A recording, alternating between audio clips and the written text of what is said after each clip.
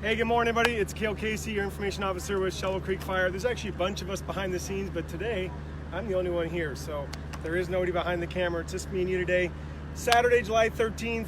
Let's get right into the good, bad, and the ugly. The good, containment's up to 30%, and evacuations are down to level 1 for Martin, Perfect, Perch, McCloud, and 0 for everybody else. So if you haven't heard, and I'm sure there's a few of you out there who just missed it yesterday, or didn't get the text, or are getting back into town, or might be picking this up on the rebroadcast. Again, evacuation levels, Fairbanks North Star Borough Emergency Operations and Pacific Northwest Team 2 together yesterday, worked together on the plan. Martin, Perfect, Perch, McCloud are at 1. That's just that ready. And then Lincoln, Murphy, Vancouver, and everybody in the upper Goldstream or West Goldstream area are at 0. So we had that inch of rain that helped us get there, but it's also a whole lot of hard work that got there, and that's where we're showing that increase in containment. So you can see more black line here on the west side of the fire. We've been talking about that for some days. We do have some check line and dozer line around this pooch here, and we still do have a crew working in here. I talked to Idaho today, the crew that was in here for 2 weeks. They just clocked out and went home. And one of the guys was saying, because they are from a really tough forest area there in Idaho, he was saying he was amazed at how much water it took up here in Alaska to get that tundra out. That they work really hard with full bore hoses blown wide open, and we've shown you videos of that on our Insider YouTube channel, where they're just spraying like crazy, all the water in the world coming out of the river, and that they come back the next day and it would still be smoldering. So again, that tundra burns deep, even with the inch of rain, which is going to be scattered throughout the fire area. And if you want to hear the fire behavior analyst, Andrew Stinchfield, this morning, we gave you the full cut of him on the Insider highlights, just went up. We also gave you a full operational briefing by Barry Schollenberger, so he goes around the horn today in the highlights. And then we gave you a great safety briefing by Bill Howell. He just reminds us what we should all think about every day, which is that golden hour from here to the hospital, somebody gets hurt. And why are we bringing that up? Because the bad and the ugly for us right now is the mud. That's really the big problem out here. There's a couple issues with rain for firefighters. It can slow down the ability to bring the fire to the line like we want to and get it mopped up. That's a challenge for us that we'll have to deal with later now that it's wet. But the mud really puts everybody at risk all the time. Whether it's mud here at Moose, which makes it slicker for people to drive around, or the muddy road up on Old Murphy. So if you don't need to be in there today, that's what some of our ops engines and other big apparatus, if they don't need to be right in there today, tactically, we're kind of staying off the road. The sun has just come out. That'll help to dry that out. But the mud can act as like a greasy type surfactant and get that road a little bit sketchy, and that's hard. We do have crews in Jameson's division. He's one of the locals living up here, one of your jumpers at Alpha, so big shout out to the locals working on the fire. They are adding more man and person power to this section of line here. We've given you video in there. They have to cut out those trees and they have to get that area what's called opened up. Jameson was talking at the operations briefing this morning that there's going to be pockets of heat in here for quite a while because of all the what we call for slang Jim Jam. That's lots of small little trees.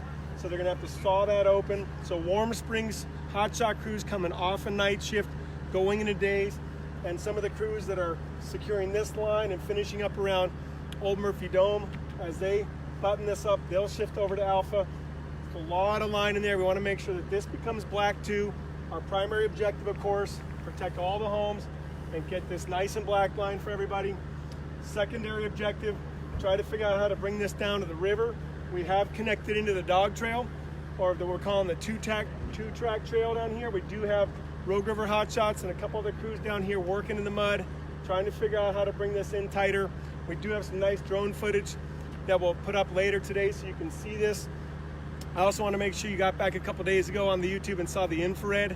That was some very cool technology from the multi-mission aircraft out of Colorado. And I think it brings everybody a lot of understanding that these fire managers, in coordination with the Alaska Fire Service, Department of Natural Resources, Forestry, and the multi-agency coordination group, they can bring in these tools to help us out.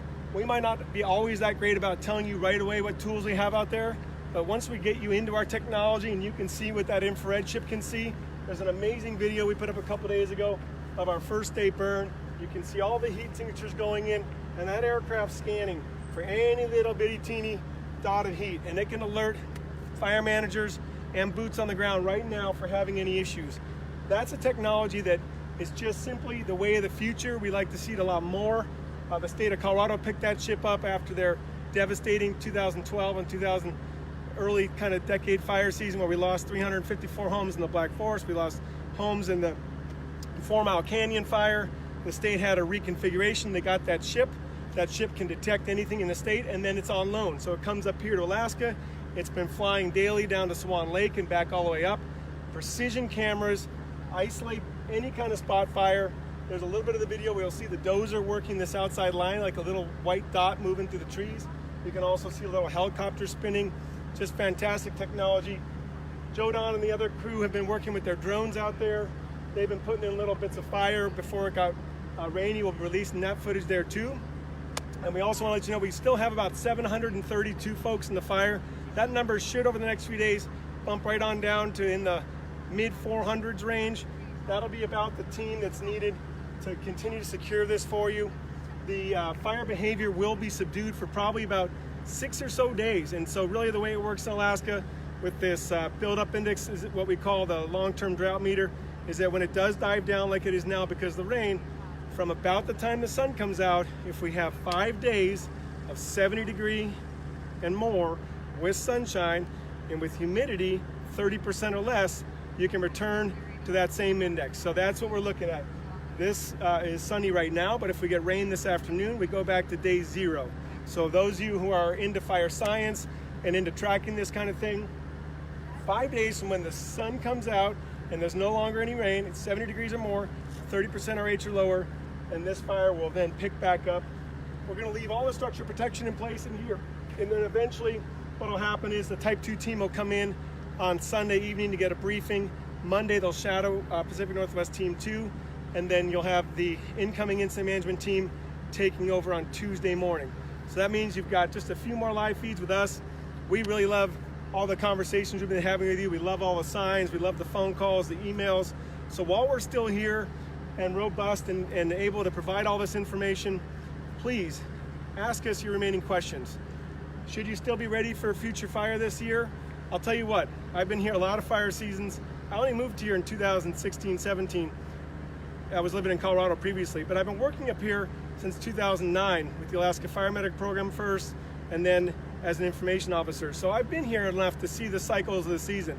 It's way too soon to say that we're gonna have a rainy cycle for the rest of the year.